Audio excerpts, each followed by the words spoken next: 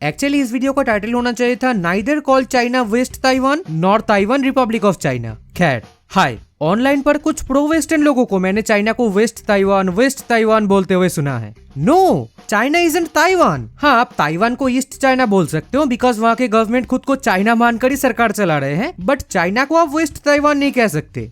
आप बोलोगे ऐसा क्यों? ऐसा इसलिए अगर आप चाइना और ताइवान का इतिहास पढ़ोगे तब you can understand that these two terms are not interchangeable. दोनों का इनर मीनिंग ही इतना अलग है कि एक को हम दूसरे के नाम से नहीं बुला सकते। चाइना और ताइवान दोनों कम्प्लीटली डिफरेंट सिविलाइजेशन है। मॉडर्न डे चाइनीज लोगों के language, writing system, culture, religion एक साथ कहे तो चाइनीज सिविलाइजेशन का उत्पत्ति हुआ था करीब 2000 से 1500 बीसी में नॉर्दर्न चाइना में। ओवर द टाइम ये सिविलाइजेशन खुद को इवॉल्व करता गया, नए नए एलिमेंट्स इसमें ऐड होते गए, जिसका ही रिजल्टेंट है आज के चाइनीज कल्चर। बाद में हान चाइनीज किंगडम्स के एक्सपेंशन के माध्यम से ये सिविलाइजेशन पूरे चाइना में स्प्रेड हो गया और नॉन हान लोग और उनका कल्चर कम्प्लीटली हान कल्चर में समा गया।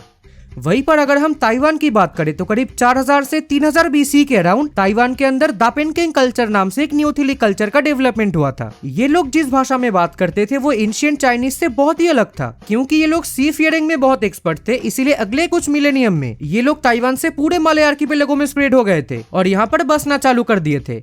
यही लोग मॉडर्न डे इंडोनेशियंस, मलेशियंस, फिलिपिनोस के एंसेस्टर है, यानी दीज पीपल वेर ऑस्ट्रोनेशियंस। अब पता है आपको चाइना का ताइवान के साथ पहला कनेक्शन कब जाके बना था? मिंग डायनेस्टी के समय काल में। पहले भी कुछ बार कॉन्टेक्ट हुए थे, बट मेन हुआ था मिंग डायनेस्टी के समय काल में, जब चाइना के फुजियन रीजन से कुछ मछुआरे यहाँ सेटल हो रहे थे। सेटलमेंट्स के साथ साथ एक वेल एस्टेब्लिश ट्रेड रिलेशन भी बन चुका था नेटिव ताइवानीज और फुजियन के मर्चेंट्स के बीच में। 17th सेंचुरी में यहाँ डच रूल एस्टेब्लिश हो जाता है। डच यहाँ पे रोमन राइटिंग सिस्टम और क्रिश्चियनिटी को इंट्रोड्यूस करते हैं। साथ ही साथ यहाँ पे फार्मिंग के लिए डच मेनलैंड से यहाँ चाइनीजों को बसने के लिए इनकरेज करते हैं। इसी 17th सेंचुरी में चाइना के अंदर चल रहा था power transition between Ming dynasty and Manchu dynasty. Ming China बिखर चुका था पूरी तरह से, तो इसी बीच कोशिंगा नामक एक सुपर मिंग फैन बॉय ने ताइवान से डच को हटा के किंगडम ऑफ तुंगनिंग नाम से अपना एक छोटा सा किंगडम एस्टेब्लिश करते हैं और मांचू पावर के खिलाफ साउदर्न चाइना में रेजिस्टेंस जारी रखता है। बट ज्यादा दिनों तक ये किंगडम टिकता नहीं है। 1683 में चिंग चाइना ताइवान को कब्जा करके मिंग चाइना की इस आखिरी निशान को मिटा देते हैं। इस चिंग रूल के शुरुआती दौर में मेनलैंड से इधर सेटल होने पर थोड़े रेस्ट्रिक्शंस लगाए जाते हैं, बाद में इसे हटाया भी जाता है, जिसके कारण 20th सेंचुरी आते आते यहाँ हान चाइनीजों की तादाद 30 लाख पे पहुंच जाता है। चाइनीज लोग ताइवानीज को एकदम आउट नंबर कर देते हैं। इसके बाद होता है Japanese rule, then world war 2, then civil war, then Kuomintang के मेनलैंड से यहाँ पर आके रिट्रीट करना और दोबारा से माइग्रेशन।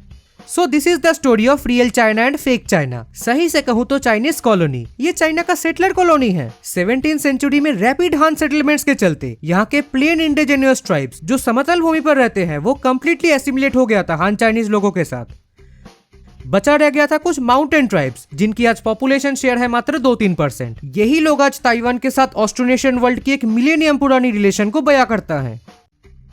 मान लो चाइना की नजर इस आइलैंड पर जाता ही नहीं, यूरोपियन पावर्स के द्वारा इधर डायरेक्ट कॉलोनाइजेशन होता लाइक स्पेनिश इन फिलीपींस, तब आज ये एक ऑस्ट्रोनेशियन कंट्री होता, इंडोनेशिया, मलेशिया, फिलीपींस की तरह। आसियान को ज्वाइन करता है ये देश। बाकी ऑस्ट्रोनेशियन देशों की तरह ये देश भी कुछ चाइनीज डायस्पोरा को होल्ड करते और क्रिश्चियनिटी होता यहाँ के डोमिनेंट रिलीजन। बट भगवान ने ना तो इसे मलय वर्ल्ड के साथ जाने दिया ना तो चाइना के साथ जाने दिया, जिसके कारण ये मजाक आज इस दुनिया में एग्जिस्ट कर रहा है।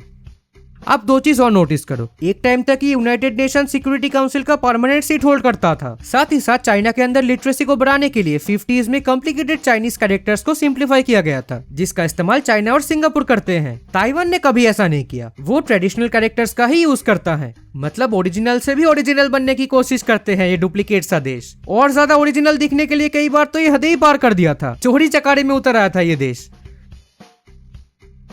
So moral of the story is China is China, Taiwan is Taiwan. Both are different country and different people. क्योंकि आप लोगों का मेनलैंड पर से अब कोई कंट्रोल नहीं है। आप एक ऐसी जगह से सरकार चला रहे हो जिसका ऑलरेडी खुद का एक डिस्टिंक्ट आइडेंटिटी है। So you have to change your identity.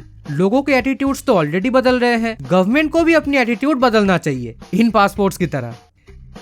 नहीं तो खेलो ओलंपिक चाइनीज ताइपेई नाम से। तो ये थी आज का वीडियो। उम्मीद करता हूँ आप सबको वीडियो पसंद आएगी। Thanks for watching.